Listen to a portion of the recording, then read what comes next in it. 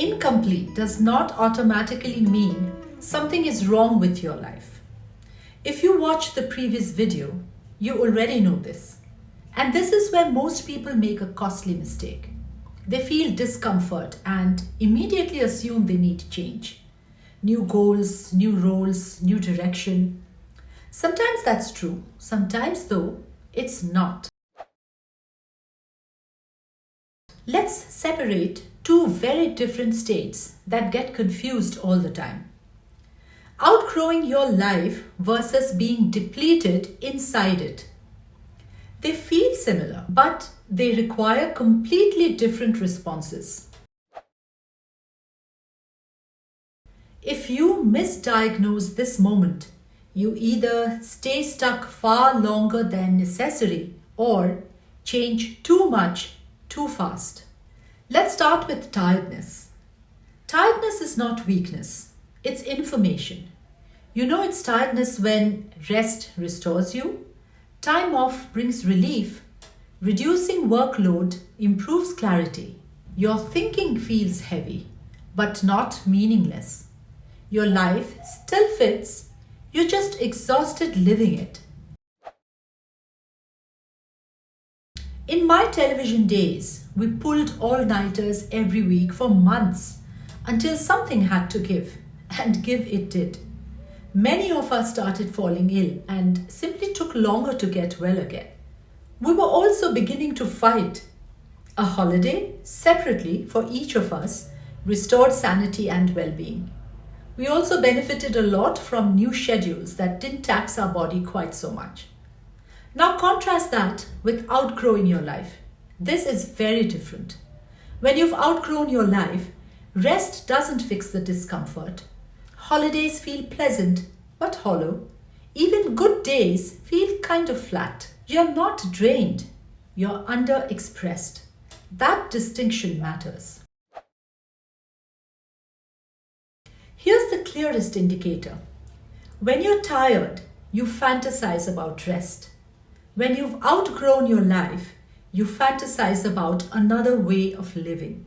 Not escape, not quitting dramatically, but different structure, different use of your energy, different rhythm, different contribution. In contrast to my television days, I remember a time early in my education career when a break just didn't cut it. Even while on the break, I'd catch myself thinking, is this it? Do I have to go back to that job and status quo? Surely I can be more, do more. Please don't override this kind of signal. Don't tell yourself, I should be grateful, I just need discipline, I need to push through. That works for tiredness. It fails completely for outgrowth because discipline cannot fix misfit. Let me make this precise. Outgrowing your life doesn't mean you dislike what you do or that you regret past choices or that you've made a wrong decision. It means a version of you who built this life has evolved. Your internal capacity has expanded beyond the architecture you're living inside. This is why productivity advice stops working at this stage. You don't need better habits. You don't need sharper focus. You don't need more motivation. You need realignment. But before that, you need honesty. Here's a simple diagnostic exercise. Ask yourself this and answer slowly. When I imagine doing my same current life better for the next 10 years, do I feel calm or kind of resistant? Don't rationalize. Your body answers faster than your intellect. My answer was big resistance.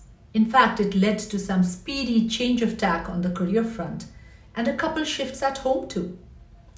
Resistance doesn't mean rebellion. It means your internal compass has shifted.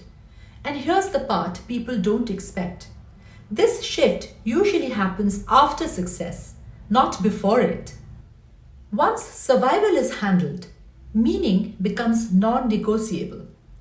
If this resonates, don't jump to solutions yet. That's the next trap. Because many people correctly identify misalignment and then attempt to fix it by changing the wrong things. They switch jobs, they set new goals, they upgrade habits, and nothing really changes. If you have identified misalignment, watch this next video in which I explain why planned change often still feels wrong and why intelligent people keep redesigning the surface instead of correcting the structure underneath. It will save you years of unnecessary movement. Here to help you design a bold life, like and subscribe if I made sense.